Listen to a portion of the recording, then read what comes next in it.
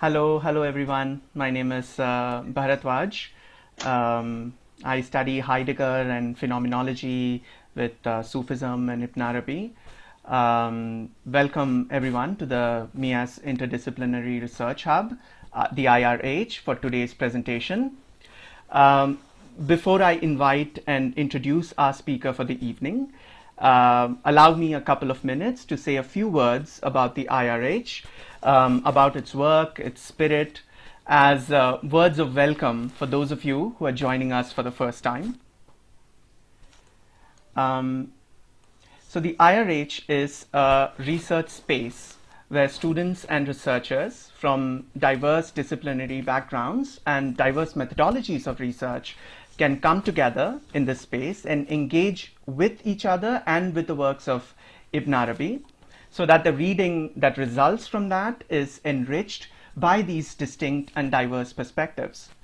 In pursuit of this, and amongst other things, the Hub hosts monthly presentations on different topics relating to Ibn Arabi, all carried out in this interdisciplinary spirit, followed by questions and discussions and arguments and back and forth that go on way beyond the time and space of the presentation itself. In addition to that, the Hub is also planning to have a program called the Study Evening, which, as the name suggests, will be an evening of engagement with a text from Ibn Arabi, which the participants would all read with each other. We'd also bring our own texts used in our research to the texts of Ibn Arabi. And for our first reading, for our first study evening, we have selected the theme of the poetics of being. And one of the IRH members, Chris Ramlan, has made a beautiful concept map for the same, which we shall be sharing with all of you. And so do write to us to know more and to get in touch. So those were like the few words that I wanted to say about the IRH. Now, with that, let us go to our presentation for the evening, which is entitled Breathing with Reverence, Creation as Praise in Iqbal, Tagore, Ibn Arabi. Our presenter, Hina Khalid, is a PhD student at Cambridge, and her work involves a comparative study of the philosophical and theological worldviews of two of the 20th century's greatest poets and literaries, Muhammad Iqbal and Rabindranath Tagore. Also, she is the winner of the MIA's Young Writer Award in 2019 for her paper exploring the concepts of Shunyata in Mahayana Buddhism and Fana in Sufism, which has been published in the 68th volume of the MIA's journal. She has also presented this year on the Bodhisattva ideal in Mahayana Buddhism in comparison to similar motifs in the Islamic tradition for the MIA's series of lectures on justice and harmony in Ibn Arabi. With that, I give you Hina Khalid. Hina, the stage is yours. Thank you, Bharadwaj, for that overly generous introduction. I'm trying to share my screen, but I can't see. Oh, hold on. Okay. Share screen. I need to make you a co-host. Okay. Yeah. Okay. Should be done now. Okay. Share screen. Just a second. Okay. Here we go. Share. Okay. Is that visible? Yes, Hina, it is. Okay, brilliant. So thank you, Bharadwaj, thank you, Rim, thank you all for being here and for this opportunity. It's really nice to see old and new faces. So I thought I'd kind of structure this presentation really as a summary, as a kind of insight into the first chapter of my thesis that I'm currently working on, with a semi-selfish motive, I guess, to receive your feedback and insights on some of the ideas. So I've envisaged this chapter and today's presentation as a kind of basic setting out of the Iqbalian and the Tagorean cosmologies, exploring their understandings of the divine, of God's ongoing creativity, and particularly of the cosmic significance of prayer. So here this is where the idea of praise comes from. So for those of you who may not be familiar with these two figures, Muhammad Iqbal and Rabindranath Tagore, just a very brief, and it has to be very brief, I'm afraid, biographical introduction. Muhammad Iqbal was born in 1877 in Sialkot in Punjab, and he died in 1938, and is known today as one of the foremost Islamic modernist thinkers, a term that we can maybe unpack in the discussion. And he's also known as the spiritual father, or he's rather celebrated as the spiritual father of Pakistan. So he's really a national hero amongst Pakistanis. His work, although just on this note of Pakistan, he died he died 9 years before the state's inception. So it's an interesting kind of correlation. His work spans the realms of philosophy, poetry, and politics. His poetry written in Persian and Urdu, and his main philosophical work in English. And he really sought through his multidimensional work to call Muslims to, as well as sketch the outlines of, a rejuvenated Muslim faith, one which he saw was dynamic in nature, oriented to social change, which resisted what he termed the idolatries of nationalism, of social hierarchies, and of monarchical prestige, and so on. This is, of course, to reduce rather crudely his complex vision to its bare bones. But for the sake of time, that's Iqbal in a kind of nutshell. So Rabindranath Tagore, our other interlocutor for today, who I guess more people here may be familiar with, is perhaps the most famous Bengali poet of our age, whose tender poetic verses continue to resound through the soft breezes of Bengal's villages. He was born in 1861 to a prestigious family of artists and died in 1941 at the ripe age of 80. Primarily celebrated as a poet, who became popular in the West after his securing of the Nobel Prize in Literature in 1913, Tagore was also a philosophical thinker, although he resisted the label philosopher, a playwright, an author of short stories, and even a painter towards the end of his life. He authored the national, or what are today the national anthems of India and Bangladesh, though himself, like Iqbal, an avid critic of certain types of nationalism. So my interest in bringing these two philosopher poets into some sort of intellectual conversation is primarily a thematic or conceptual one. I'm interested, in other words, in drawing out the resonances that emerge from a close reading of their essays and their poetry, rooted as they are in their own distinctive but historically intersecting theological worldviews. And the kind of theme that I'm orienting the study around is the call and response. So thinking of how both figures present the divine-human relationship as a fundamentally dialogic one, wherein the human person is called on to collaborate with, embellish, even perfect God's creative work, or to respond in manifold ways to God's creative call. So I'm thinking about this theme from cosmological, anthropological, and the socio-political lenses. And today I'll try, again, very, very briefly to address the first two.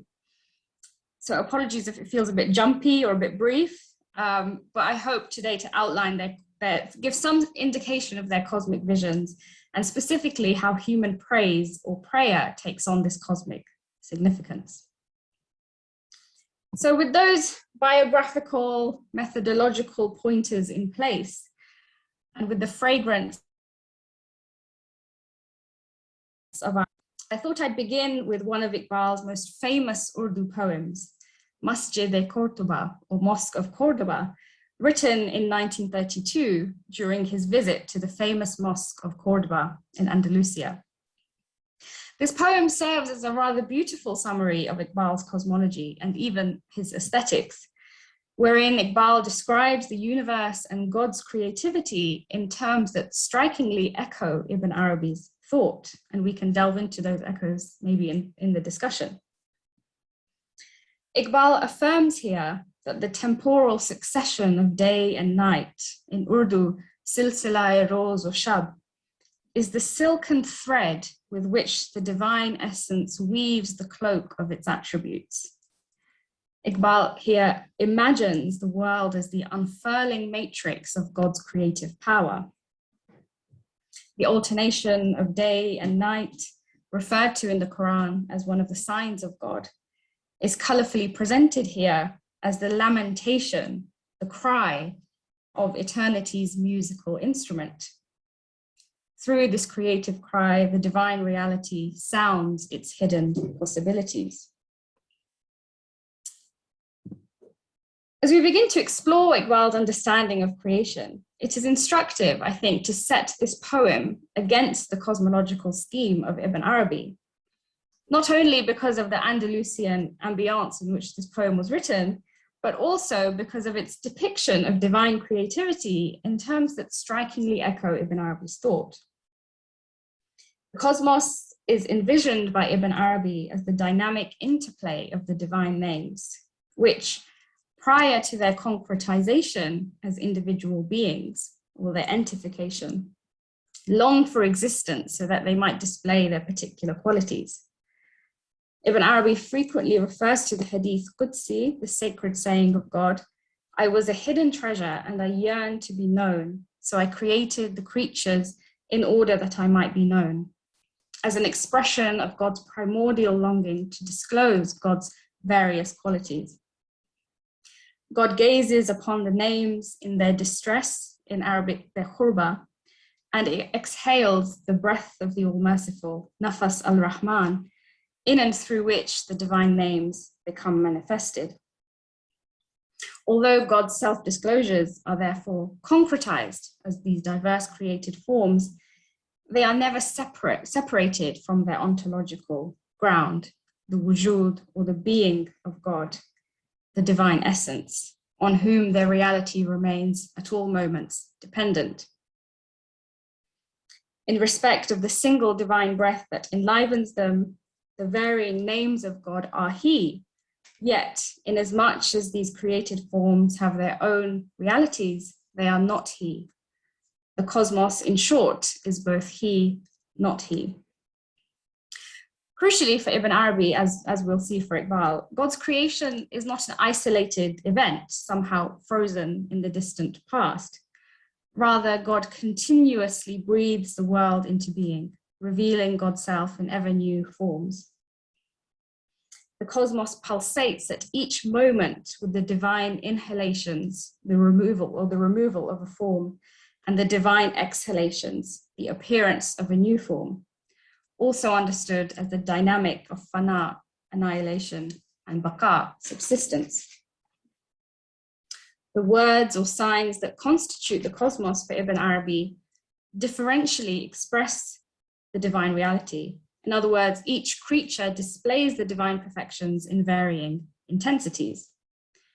It is in the human being alone that these discrete and partially reflected divine attributes are enfolded or focalized.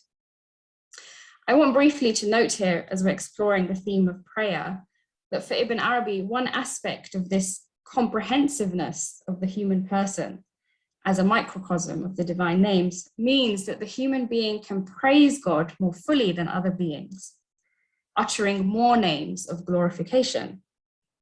Ibn Arabi notes that whereas the creatures glorify God to the extent that they know Him, so flowers glorify God as Lord of the sun, earth, and rain, the perfected human person glorifies God through all the glorifications in the cosmos.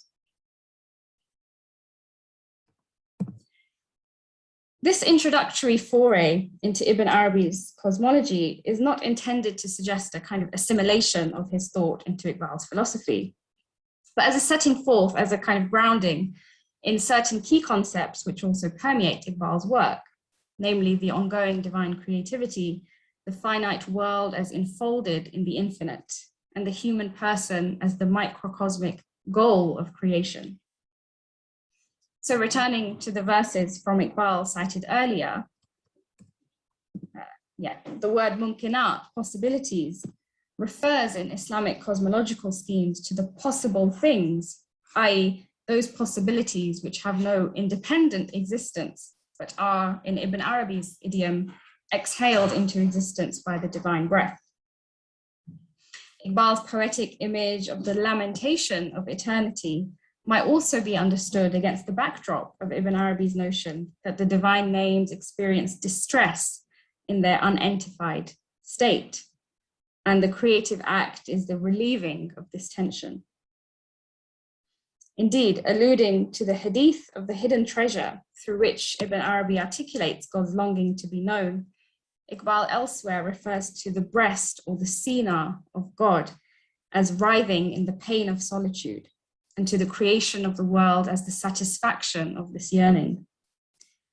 This creative process is, for Iqbal, as we saw for Ibn Arabi, not a one-time act, but is continually unfolding. In Iqbal's words, the divine creative call be, kun in Arabic, is still coursing, still reverberating throughout the universe. In his key philosophical work, Iqbal elaborates his conception of the universe as the dynamic self-disclosure of God, in which all finite entities variously reflect God. So Iqbal begins by developing the Quranic description of God as unique, as one, to set forth an account of God as the great I am, or rather strikingly, as the ultimate ego, in whom the perfection of individuality is transcendently complete. God alone, in other words, is the true self, or the true individual, in the sense that God alone is not divisible. God is not composed of parts. Inasmuch as the universe is the self-revelation of the great I am, the ultimate ego, all created entities share in this individuality according to their distinctive mode of being. Drawing on the cosmological vision of the French philosopher Henri Bergson, Iqbal argues, therefore, that the universe is structured by fine-grained gradations of egohood or selfhood, such that all things manifest individuality to the specific degree to which they can utter I am. Each thing in the universe is, in other words, a distinct khudi in Persian, or self, so that the universe is a great chain of khudi. The world is therefore not a passive backdrop against which our own self-unfolding happens, but is infused with a life and a vitality of its own. Just as God yearned to reveal God's self in and through the world, every existent also longs to disclose its inner potentialities. For Iqbal, then, the diversity of the created world is to be understood in terms of a continuum. Every finite entity differentially reflects God, and it is in the human person that this continuum attains its fulfillment. Highlighting this vision poetically, Iqbal notes that what is perfectly awake in humans rests in a deep sleep in trees, flowers, stars, and stones. Emphasizing this sacredness of the created world, Iqbal asserts, all is holy ground, or as the prophet so beautifully puts it, the whole of the earth is a mosque. Through this cosmological horizon, Iqbal reinforces the Quranic notion that every created reality is constantly adoring and praising God in its own tongue. Thus, Iqbal asserts that the moving spirit, the soul of the universe, is the declaration, there is no God but God, la ilaha illallah.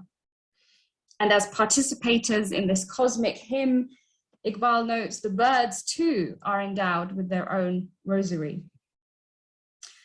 For Iqbal, if the macrocosmic universe is therefore testifying to God's unity, so too is the self as a microcosm always secretly witnessing to the true God. In one of his most famous poems, Iqbal asserts that the hidden secret of the self is the proclamation, La ilaha illallah. In prayer, one consciously enacts or focalizes this secret praise ceaselessly offered by the universe and the self, as one turns to God in attentive contemplation. Prayer, in other words, embodies the declaration of Tawheed, of oneness, that the self is always already uttering. And in this process, one actively joins the chorus of the universe that is always already unfolding.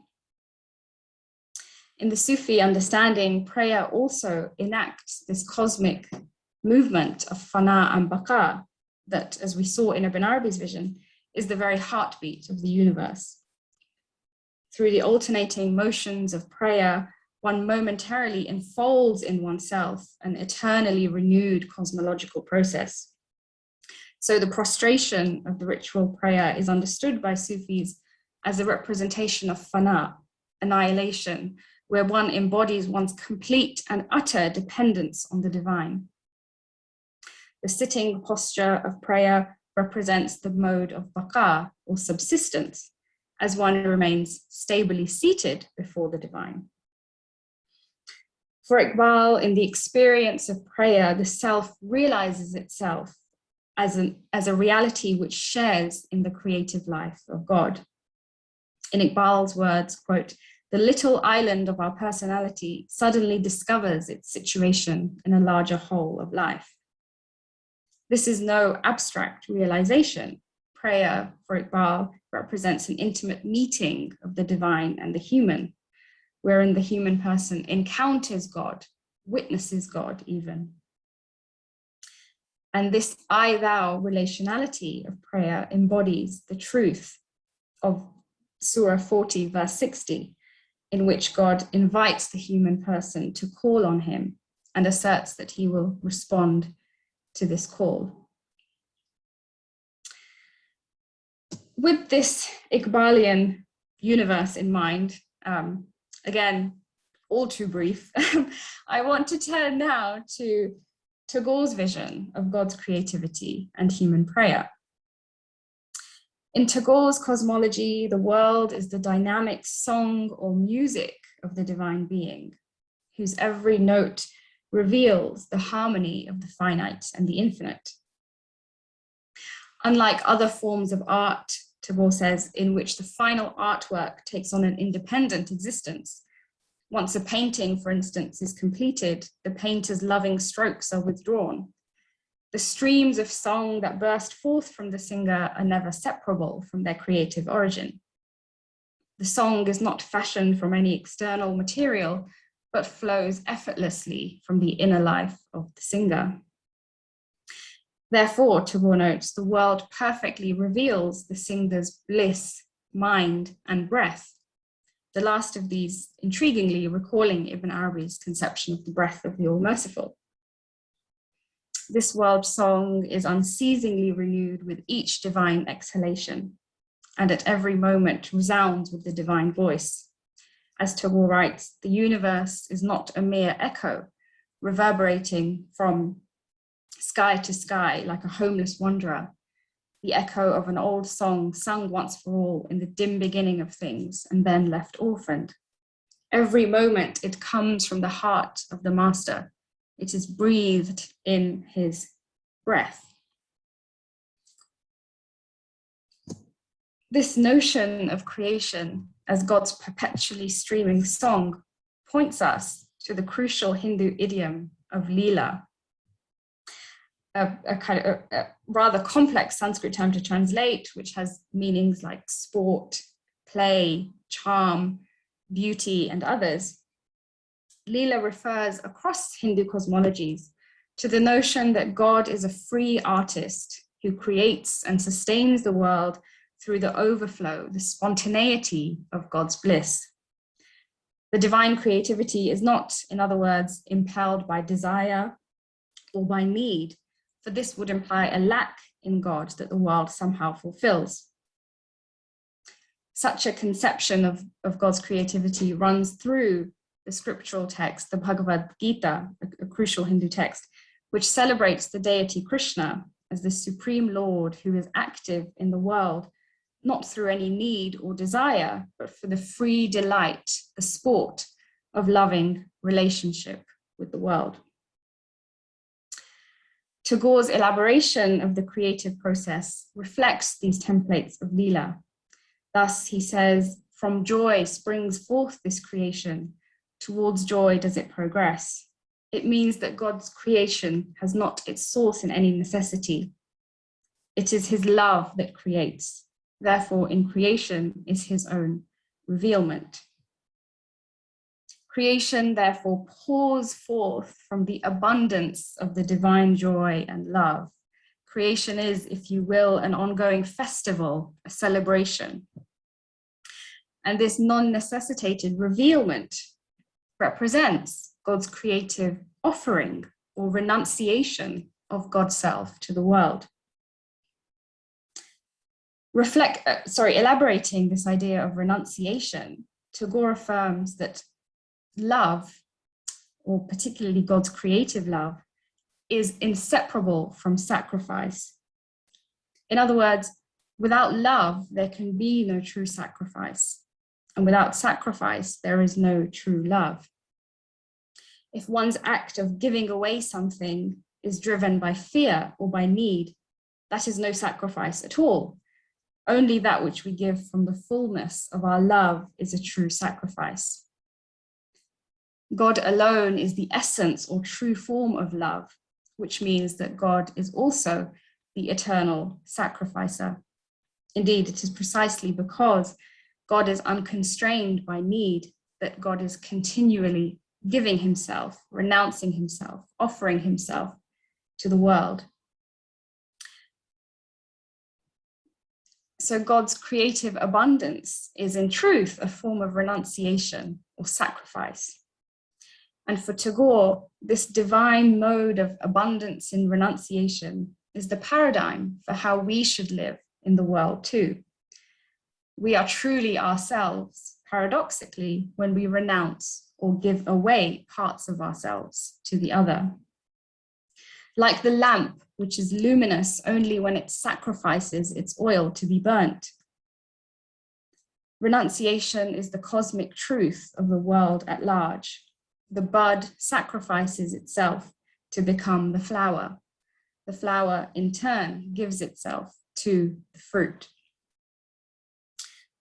Tagore imagines this renunciation or this sacrifice as a great cosmic law or as a rhythm that is perpetually moving through the universe. And in the act of prayer, we focalize, we enact, we perform this rhythmic renunciation.